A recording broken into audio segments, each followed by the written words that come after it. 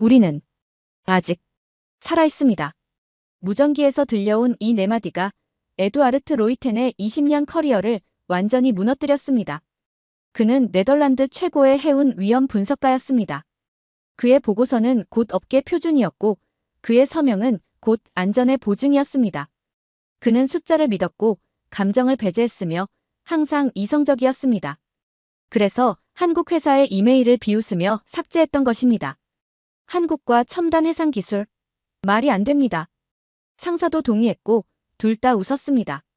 하지만 사흘 후 새벽 3시 그는 웃을 수 없었습니다. 북해 한복판, 침몰 직전의 화물선. 그가 안전하다고 서명한 바로 그 배.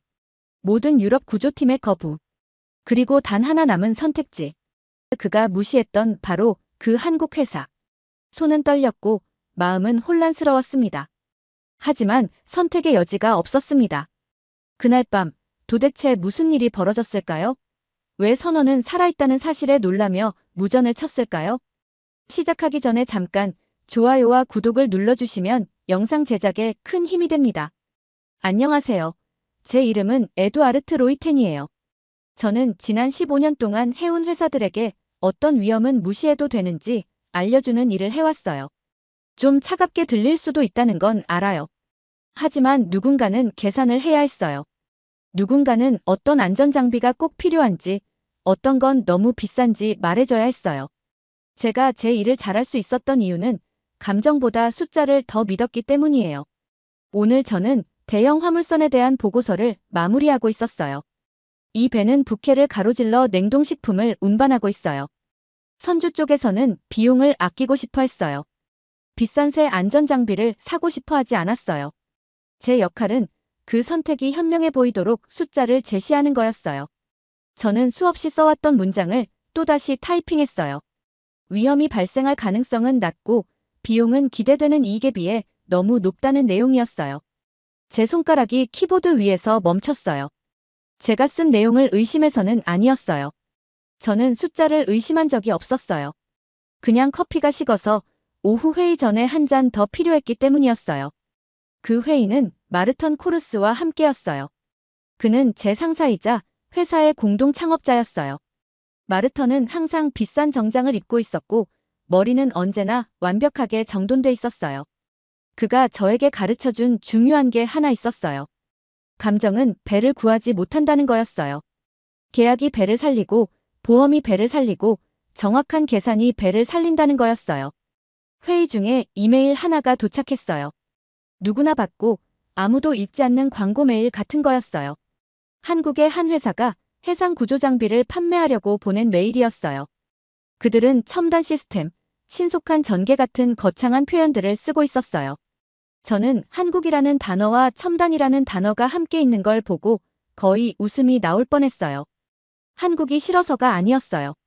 그냥 한국에 대해 아예 생각해 본 적이 없었어요. 제 세계에서 중요한 곳은 로테르담, 함부르크, 글래스고, 사우샘프턴 같은 곳들이었어요. 서울은 아니었어요. 제가 이메일을 삭제하는 걸 마르턴이 봤어요. 그게 뭐냐고 물어봤어요. 저는 별거 아니라고 말했어요. 그냥 한국 회사에서 온 또 하나의 영업 메일이라고요. 그는 고개를 끄덕였어요. 더 말하지 않아도 서로 이해했어요. 개인적인 감정의 문제는 아니었어요. 이 업계에서는 이미 알고 있는 곳을 믿었어요. 수십 년 동안 사용돼 온 시스템을 믿었어요. 이제 막 자신을 증명하려는 새로운 나라들은 믿지 않았어요. 회의는 끝났어요. 저는 보고서 맨 아래에 제 이름을 적었어요. 결정은 내려졌어요. 그 배는 기존 장비를 계속 사용하기로 했어요. 비싼 업그레이드는 없었어요. 저는 노트북을 닫고 집에 갔어요. 그 종이에 적은 제 서명이 사람들을 거의 죽게 만들 뻔했다는 걸 저는 그때는 몰랐어요.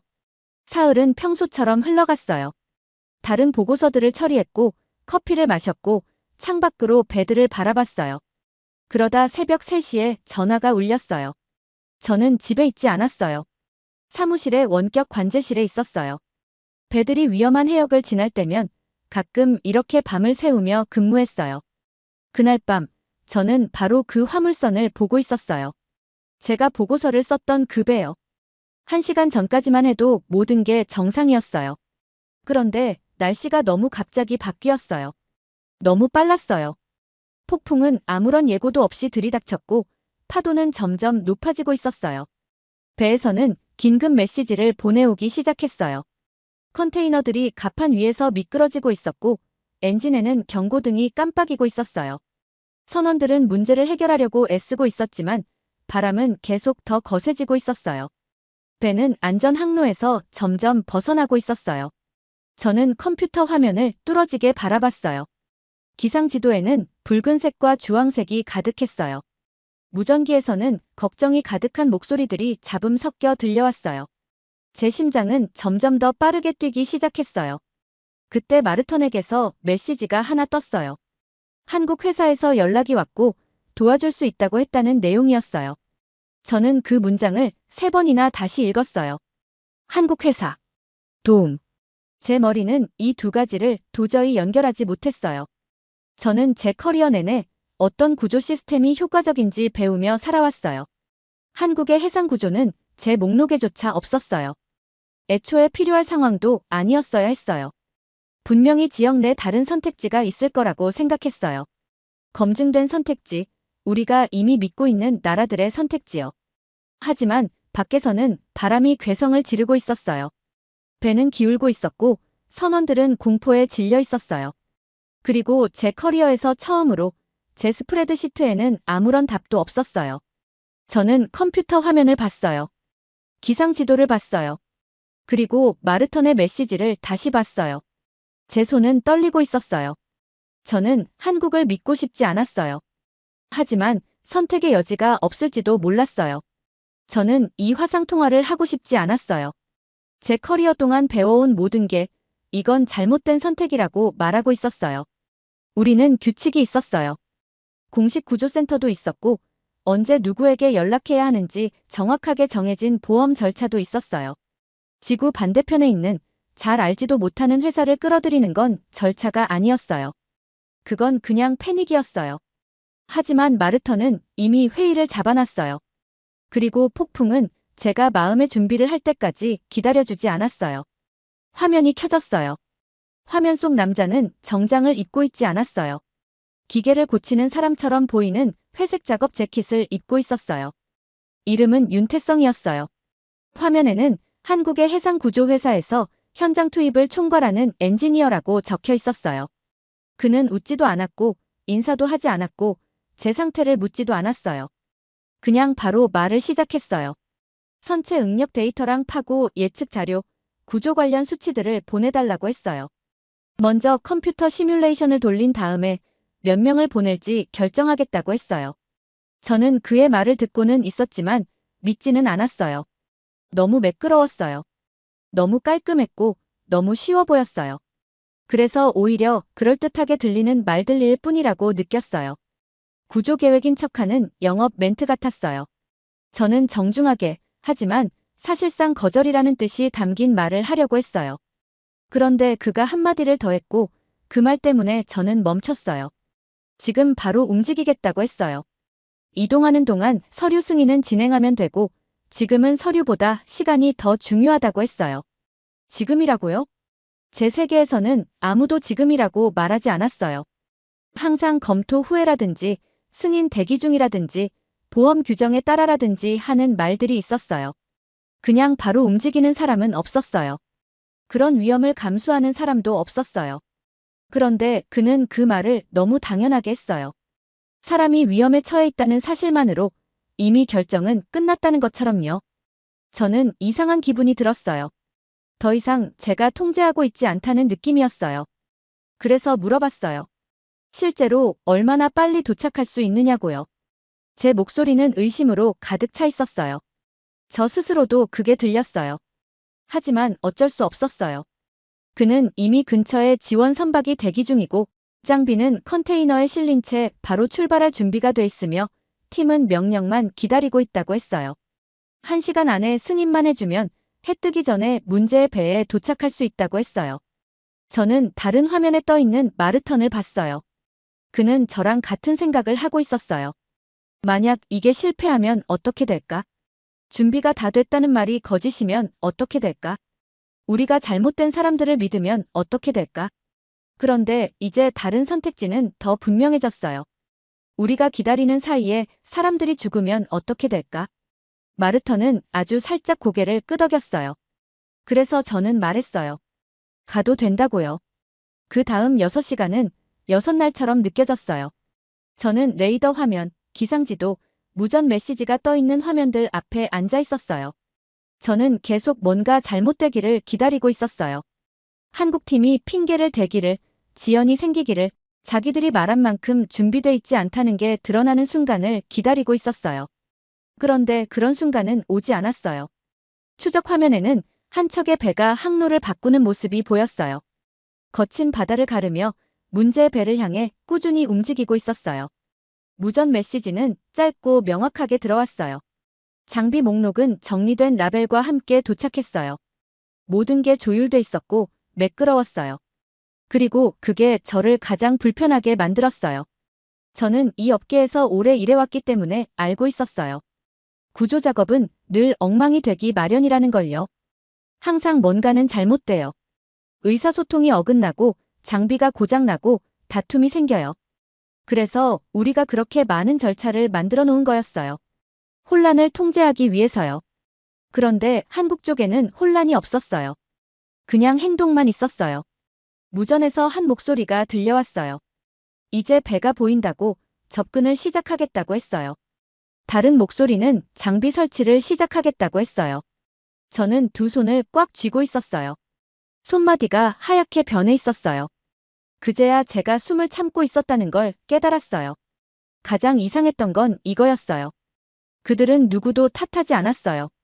폭풍에 갇힌 선원들을 탓하지도 않았고, 값싼 안전장비를 선택한 우리 회사를 탓하지도 않았고, 예측을 잘못한 기상 서비스를 탓하지도 않았어요. 그들은 그냥 문제를 해결하고 있었어요. 저는 제 보고서를 떠올렸어요. 사흘 전에 제가 서명했던 그 보고서요. 이 배에는 비싼 장비가 필요 없다고 적었던 보고서요. 위험을 계산하고 감수할 수 있다고 판단했던 그 보고서요. 속이 메스꺼워졌어요. 제가 이해하고 싶지 않은 무언가를 조금씩 이해하기 시작했기 때문이었어요. 계산은 맞았을지도 몰라요. 하지만 결론은 틀렸을지도 몰랐어요. 배에 있던 한 선원이 무전으로 뭔가를 말했어요. 목소리가 떨리고 있었어요. 잡음 때문에 거의 들리지도 않았어요. 우리는 아직 살아있어요. 그 네 마디가 제게 주먹처럼 날아와 박혔어요. 아직 살아있다는 말. 살아있다는 게 놀라운 일인 것처럼요. 거의 살아남지 못할 뻔했다는 것처럼요. 저는 눈을 감았어요. 그런 말은 존재하면 안 됐어요. 누구도 살아있다는 사실에 놀라며 그런 말을 하게 돼서는 안 됐어요. 그런데 그 말은 나왔어요. 그리고 저는 그 이유를 알고 있었어요. 저 같은 사람이 쓴 보고서들 때문이었어요. 한국팀이 배에 도착하자마자 폭풍은 더 심해졌어요. 제 컴퓨터 화면에서는 숫자들이 빠르게 바뀌고 있었어요. 풍속은 계속 올라가고 파도 높이는 더 커지고 선체 응력 수치는 초록색에서 노란색으로 바뀌고 있었어요. 화물선은 버티고 있었지만 간신이었어요. 선원들은 할 수 있는 건 다 했어요. 하지만 바다는 기술에는 관심이 없었어요. 바다는 한계만 봤어요. 그리고 그 한계는 제가 충분하다고 말했던 그 한계였어요. 윤태성의 목소리가 무전 잡음을 뚫고 들려왔어요. 지금 왼쪽 선체에 안정화 장비를 부착하고 있고 두 번째 팀은 기관실을 점검 중이라고 했어요. 저는 그 구조 작업이 실시간으로 진행되는 걸 지켜보고 있었어요. 이건 제가 사무실에서 돌리던 컴퓨터 시뮬레이션이랑은 전혀 달랐어요. 이건 실제였어요. 물리적이었고 즉각적이었어요.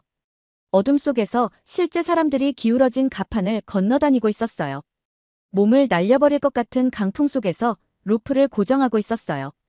구조 작업은 4시간이나 걸렸어요. 영웅적인 한순간이 있었던 게 아니었어요. 아주 작은 결정들이 수백 번 이어졌을 뿐이었어요. 안정화 작업, 소통, 장비 이송, 의료 점검, 항로 변경, 기상 감시까지요. 그 모든 과정에서 윤태성의 팀은 서두르지 않았어요. 패닉에 빠지지도 않았고 시간을 아끼겠다고 단계를 건너뛰지도 않았어요. 그냥 일을 제대로 했을 뿐이었어요. 마침내 배가 안전해지고 모든 선원이 무사하다는 게 확인되자 마르턴이 회사 전체에 메시지를 보냈어요. 상황은 성공적으로 해결됐고 모두 수고했다는 내용이었어요. 그런데 저는 숨이 잘 안 쉬어졌어요. 왜냐하면 성공적으로 해결됐다는 말은 재앙을 간신히 피했다는 뜻이었기 때문이에요. 그리고 저는 알고 있었어요. 정말로 알고 있었어요. 만약 한국팀이 오지 않았더라면, 그렇게 빠르게 움직이지 않았더라면, 그렇게 철저히 준비돼 있지 않았더라면 제 보고서 때문에 사람들이 죽었을 거라는 걸요.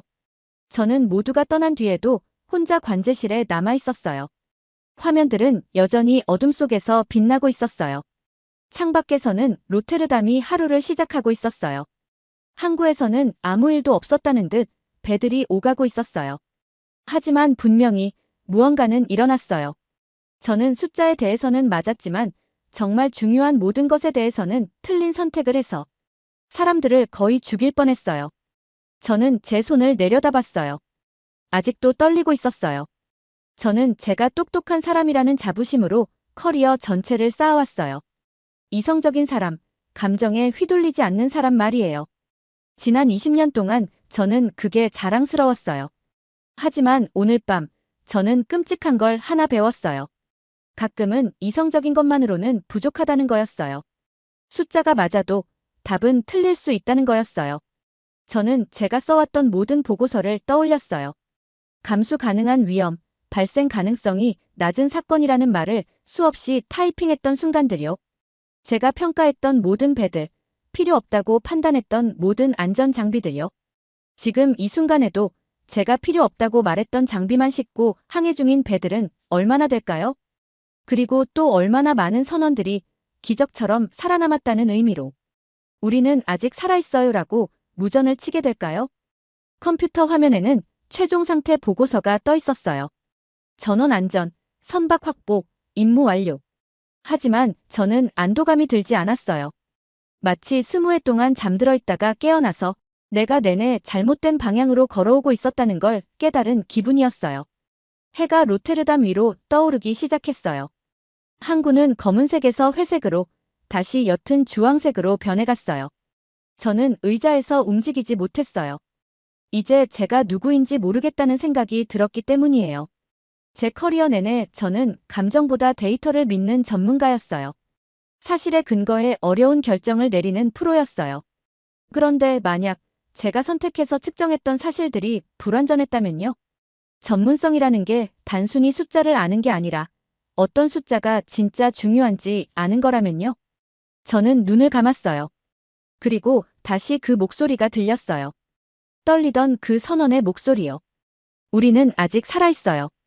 그 네 마디는 평생 저를 따라다닐 거예요. 다음 날 아침, 저는 윤태성과 다시 화상 통화를 요청했어요. 이건 회사에서 시켜서 하는 게 아니었어요. 개인적인 이유였어요. 꼭 해야 할 말이 있었는데 저는 이런 걸 잘 못했어요. 제가 틀렸다는 걸 인정하는 일에도 익숙하지 않았고요. 화면에 그의 얼굴이 나타났을 때 그는 전과 똑같아 보였어요. 차분했고 프로페셔널했고 특별할 것 없는 모습이었어요. 아마도 그는 이미 다음 위기 상황, 다음으로 도움이 필요한 배로 마음이 옮겨갔을 거예요. 하지만 저는 이 말을 해야 했어요. 저는 그에게 할 말이 있다고 했어요. 제 목소리는 제 귀에도 이상하게 들렸어요. 확신이 없었어요. 저는 늘 데이터와 사실로 말해왔는데 지금 제 손에는 말밖에 없었어요. 저는 한국을 얕잡아봤고 직접 보지도 않고 그의 기술을 무시했고 그 나라 전체를 무시했다고 말했어요. 저는 그가 제 사과를 넉넉하게 받아줄 거라고 생각했어요. 어쩌면 조금은 자부심을 느낄 수도 있다고 생각했어요. 그럴 자격이 있었으니까요. 그런데 그는 그냥 한번 고개를 끄덕이더니 아주 간단한 말을 했어요. 이제 다음 보고서는 다르게 쓸 수 있겠네요. 그게 전부였어요. 설교도 없었고 판단도 없었어요. 제가 선택한다면 걸어 들어갈 수 있는 문 하나만 조용히 열어둔 느낌이었어요. 그날 오후, 저는 컴퓨터에서 새 문서를 하나 열었어요. 지난 20년 동안 저는 모든 위험평가 보고서를 똑같이 시작했어요. 제한된 안전 투자에 대한 비용 대비 효과를 평가한다는 문장이었어요. 그런데 오늘은 다른 문장을 썼어요. 이 보고서는 측정 가능한 데이터와 측정할 수 없는 인간적 요소를 함께 사용해 위험을 평가한다고 적었어요. 제 손이 멈췄어요. 이 한 문장이 모든 걸 바꿔버렸어요. 그건 제가 이전에 쓴 모든 보고서가 불완전했다는 뜻이었어요. 숫자로 완벽하게 증명할 수 없는 결정을 앞으로는 직접 설명해야 한다는 뜻이었어요. 전문가라는 게 단순히 계산을 잘하는 게 아니라 수학이 담아낼 수 없는 걸 아는 거라는 사실을 인정해야 한다는 뜻이었어요. 저는 마르턴을 떠올렸어요. 그는 이걸 좋아하지 않을 거예요. 감정 때문에 과학적인 방법론을 망치고 있다고 말할지도 몰라요. 어쩌면 그 말이 맞을지도 몰라요. 그래도 저는 계속 타이핑했어요. 제 머릿속에는 아직도 그 선원의 목소리가 남아있었거든요. 우리는 아직 살아있어요. 라고 했던 그 말이요. 그리고 저는 그 말이 계산 바깥이 아니라 계산 안에 있어야 한다고 결심했어요. 그로부터 3주 뒤 이메일 하나가 도착했어요. 독일 함부르크에 있는 한 해운 회사에서 온 메일이었어요. 안전성 검토에 대한 제안을 요청하는 내용이었어요. 흔한 업무 요청이었고 아마도 수십 개 회사에 동시에 보냈을 거예요. 그런데 요구사항 맨 아래에 저는 처음 보는 문장이 하나 있었어요.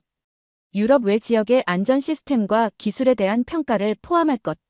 저는 몇 주 만에 처음으로 웃었어요. 아주 작은 변화였어요. 아무 의미도 없을 수도 있었어요. 그냥 함부르크 어딘가에서 누군가가 서류에 체크 항목 하나를 채운 것 뿐일 수도 있었어요. 아니면 저만이 아니라 다른 사람들도 조금씩 다른 질문을 하기 시작한 걸지도 몰랐어요. 저는 그 이메일을 짧은 메모와 함께 윤태성에게 전달했어요. 흥미로울 것 같아서 보낸다고 적었어요. 2시간 뒤에 답장이 왔어요. 딱 3마디였어요. 고맙습니다. 준비돼 있습니다. 저는 노트북을 닫고 항구를 바라봤어요. 배들은 여전히 그 자리에 있었고 회색 바다 위를 오가고 있었어요. 크레인들은 여전히 컨테이너를 싣고 내리고 있었어요. 한 달 전과 똑같아 보였어요. 하지만 저는 이제 모든 걸 다르게 보고 있었어요. 예전에는 배가 위험 계산식 속의 변수였어요. 스프레드시트 안의 숫자였고 계산해야 할 확률이었어요. 지금은 무사히 집으로 돌아갈 자격이 있는 사람들이 타고 있는 배들이었어요. 폭풍은 몇 주 전에 이미 지나갔어요. 하지만 제 안에서는 모든 게 바뀌어 있었어요. 저는 서랍을 열고 예전 보고서를 꺼냈어요. 폭풍이 오기 사흘 전에 제가 서명했던 그 보고서요. 그 배에는 더 나은 장비가 필요 없다고 적혀 있던 보고서요. 저는 그걸 버리지 않았어요. 그대로 두었어요. 증거로 남기기 위해서도 아니었고 숨기기 위해서도 아니었어요. 기억하기 위해서였어요. 가장 좋은 보고서는 회사가 돈을 아꼈다고 기분 좋아지게 만드는 보고서가 아니에요. 가장 좋은 보고서는 사람들을 살아있게 만드는 보고서예요. 그리고 그게 정말로 유일하게 중요한 숫자였어요. 잘 들으셨나요? 세상에는 가슴 따뜻한 이야기들이 가득합니다. 감동 힐링 사연은 해외에서 전해지는 감동적인 사연들을 소개하며 다양한 이야기들을 통해 위로와 희망, 그리고 하루의 힐링을 선물해드립니다. 조그마한 힐링이 되셨다면 구독과 알림 설정도 큰 힘이 되어요. 다음 영상에서 더 좋은 사연으로 찾아뵙겠습니다. 시청해주셔서 감사합니다.